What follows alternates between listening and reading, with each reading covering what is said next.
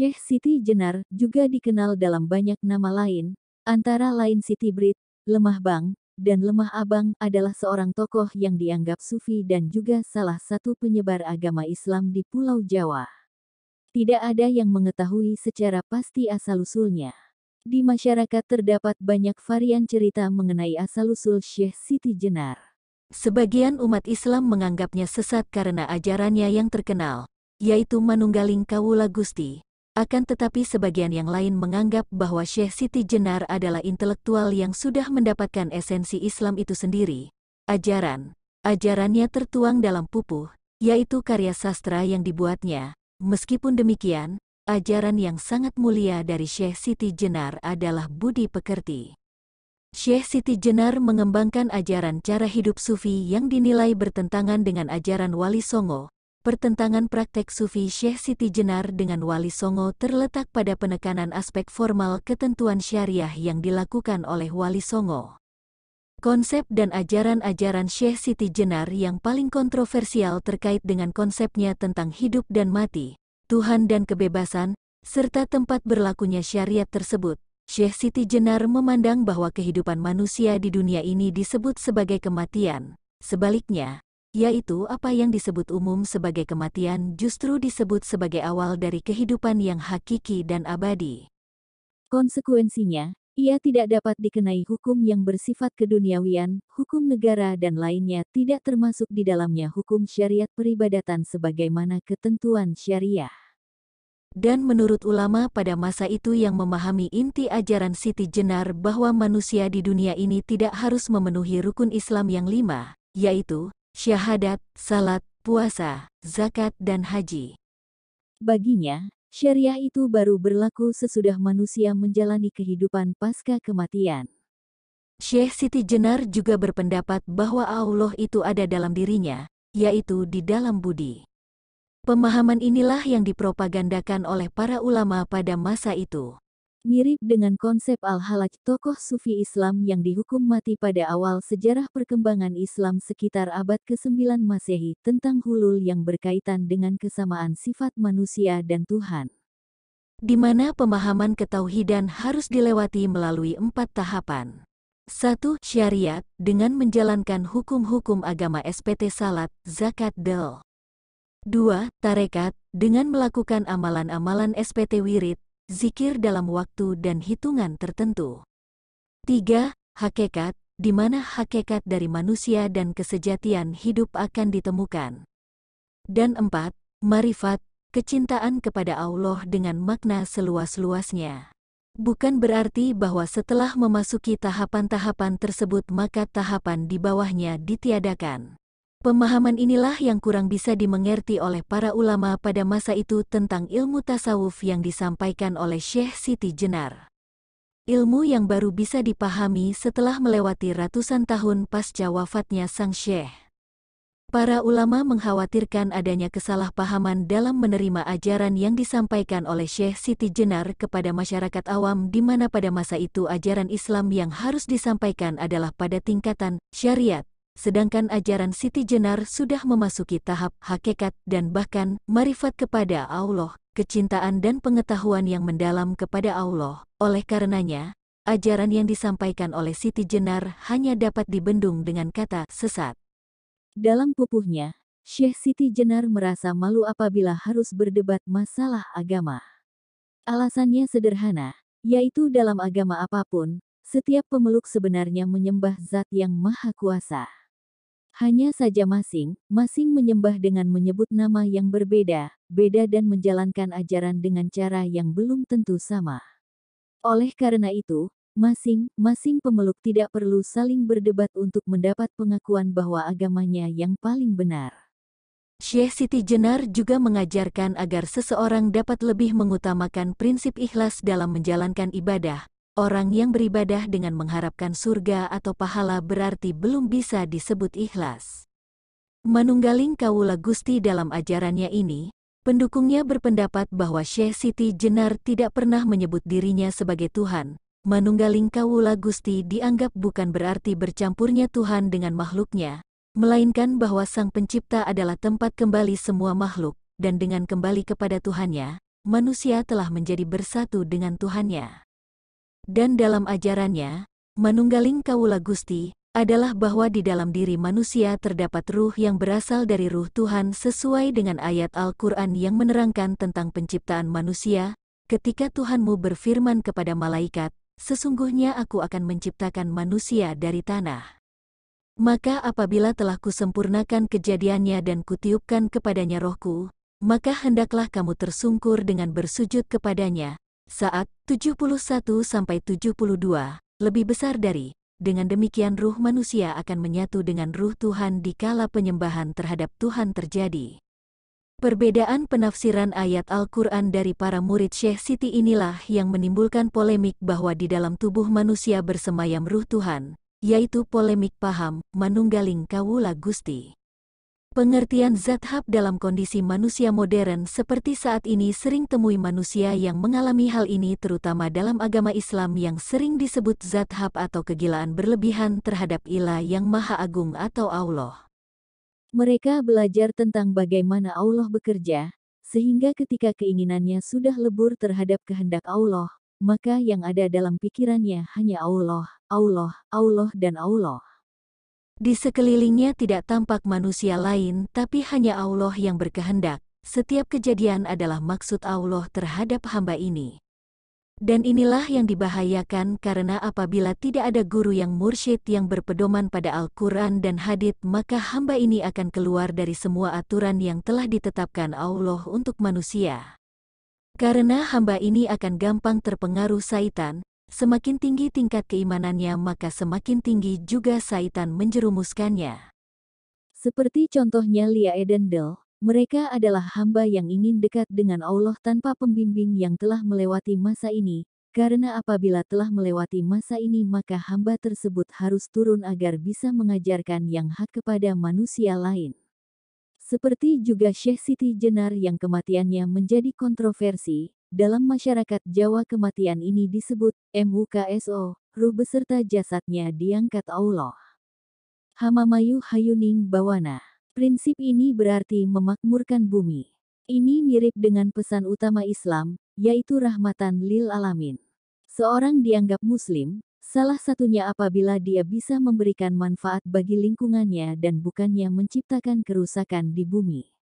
Kontroversi. Kontroversi yang lebih hebat terjadi di sekitar kematian Syekh Siti Jenar.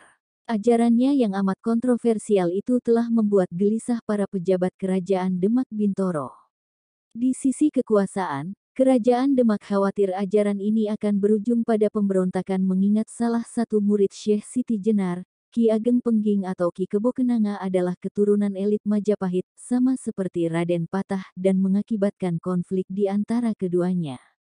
Dari sisi agama Islam, Wali Songo yang menopang kekuasaan Demak Bintoro, khawatir ajaran ini akan terus berkembang sehingga menyebarkan kesesatan di kalangan umat. Kegelisahan ini membuat mereka merencanakan satu tindakan bagi Syekh Siti Jenar yaitu harus segera menghadap Demak Bintoro. Pengiriman utusan Syekh Dumbo dan Pangeran Bayat ternyata tak cukup untuk dapat membuat Siti Jenar memenuhi panggilan Sri Narendra Raja Demak Bintoro untuk menghadap ke kerajaan Demak. Hingga konon akhirnya para wali Songo sendiri yang akhirnya datang ke desa Krendasawa di mana perguruan Siti Jenar berada. Para wali dan pihak kerajaan sepakat untuk menjatuhkan hukuman mati bagi Syekh Siti Jenar dengan tuduhan telah membangkang kepada raja. Maka berangkatlah 5 wali yang diusulkan oleh Syekh Maulana Maghribi ke desa Krendasawa. Kelima wali itu adalah Sunan Bonang, Sunan Kalijaga, Pangeran Modang, Sunan Kudus, dan Sunan Geseng. Sesampainya di sana, terjadi perdebatan dan adu ilmu antara kelima wali tersebut dengan Siti Jenar. Menurut Siti Jenar, kelima wali tersebut tidak usah repot-repot ingin membunuh Siti Jenar, karena beliau dapat meminum tirta marta, air kehidupan, sendiri. Ia dapat menjelang kehidupan yang hakiki jika memang ia dan budinya menghendaki. Tak lama, terbujurlah jenazah Siti Jenar di hadapan kelima wali. Ketika hal ini diketahui oleh murid-muridnya, serentak keempat muridnya yang benar-benar pandai yaitu Ki Bisono, Ki Donoboyo, Ki Cantulo dan Ki Pringgoboyo pun mengakhiri kematiannya dengan cara yang misterius seperti yang dilakukan oleh gurunya di hadapan para wali. Kisah pada saat pasca kematian terdapat kisah yang menyebutkan bahwa ketika jenazah Siti Jenar disemayamkan di Masjid Demak, menjelang salat Isya, semerbak beribu bunga dan cahaya kilau kemilau memancar dari jenazah Siti Jenar. Jenazah Siti Jenar sendiri dikuburkan di bawah Masjid Demak oleh para wali. Pendapat lain mengatakan, ia dimakamkan di Masjid Mantingan, Jepara, dengan nama lain. Setelah tersiar kabar kematian Syekh Siti Jenar, banyak muridnya yang mengikuti jejak gurunya untuk menuju kehidupan yang hakiki. Di antaranya yang terceritakan adalah Kiai Lontang dari Semarang, Ki Kebo Kenanga dan Ki Ageng Tingkir. Versi lain asal-usul Syekh Siti Jenar. Syekh Siti Jenar lahir sekitar tahun 829 H, 1348 C, 1426 M, Serat Si Siti Jenar, Ki Sasrawijaya. Atja, Purwaka Caruban Nagari, Sejarah Mula Jadi Kerajaan Cirebon, Ikatan Karyawan Museum, Jakarta, 1972. PS Sulendraningrat, Purwaka Caruban Nagari, Batara, Jakarta, 1972. H. Budenani, Sejarah Sriwijaya, Terate, Bandung, 1976. Agus Sunyoto, Suluk Abdul Jalil Perjalanan Rohani Syekh Siti Jenar dan Sang Pembaharu, Elkis, Yogyakarta, tahun 2003 sampai tahun 2004. Sartono Kartodirjo DKK, I. Sejarah Nasional Indonesia, Depdikbud, Jakarta, 1976, Babat Banten, Oltov, WL, Babat Tanah Jawi. In proza Javanse Gesciedenis, S. Grafen HG, M. Nijov, 1941, Raffles, Teh, S. The History of Java, 2 vol, 1817 di lingkungan Pakuwuan Caruban, pusat kota Caruban Larang waktu itu, yang sekarang lebih dikenal sebagai Astana Japura, sebelah tenggara Cirebon. Suatu lingkungan yang multi-etnis, multi-bahasa dan sebagai titik temu kebudayaan serta peradaban berbagai suku. Selama ini, silsilah Syekh Siti Jenar masih sangat kabur. Kekurang jelasan asal-usul ini juga sama dengan kegelapan tahun kehidupan Syekh Siti Jenar sebagai manusia sejarah. Pengaburan tentang silsilah, keluarga dan ajaran beliau yang dilakukan oleh penguasa Muslim pada abad ke-16 hingga akhir abad ke-17. Penguasa merasa perlu untuk mengubur segala yang berbau Syekh Siti Jenar akibat popularitasnya di masyarakat yang mengalahkan Dewan Ulama serta ajaran resmi yang diakui kerajaan Islam waktu itu. Hal ini kemudian menjadi latar belakang munculnya kisah bahwa Syekh Siti Jenar berasal dari cacing. Dalam sebuah naskah klasik, cerita yang masih sangat populer tersebut dibantah secara tegas. Wonten kacarios yen lemah bang punika asal saking cacing. Punika det, sajatosipun inggih pancen manungsa darah alit kemawon, griya ing dusun Lemah Bang. Adapun diceritakan kalau Lemah Bang Syekh Siti Jenar itu berasal dari cacing, itu salah. Sebenarnya ia memang manusia berdarah kecil saja, rakyat jelata, bertempat tinggal di desa Lemah Abang.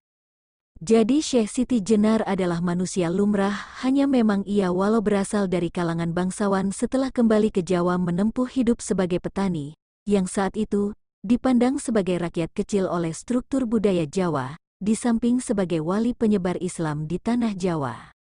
Syekh Siti Jenar yang memiliki nama kecil San Ali dan kemudian dikenal sebagai Syekh Abdul Jalil adalah putra seorang ulama asal Malaka, Syekh Datuk Soleh bin Syekh Isa Alawi bin Ahmad Syah Jamaluddin Husain bin Syekh Abdullah Hanuddin bin Syekh Said Abdul Malikal Kazam. Maulana Abdullah Hanuddin adalah putra Syekh Abdul Malik atau As-Samad Khan. Nama terakhir ini adalah seorang syekh kalangan Alawi Kesohor di Ahmadabad, India, yang berasal dari Hadramaut. Kazam adalah sebuah distrik berdekatan dengan kota Tarim di Hadramaut.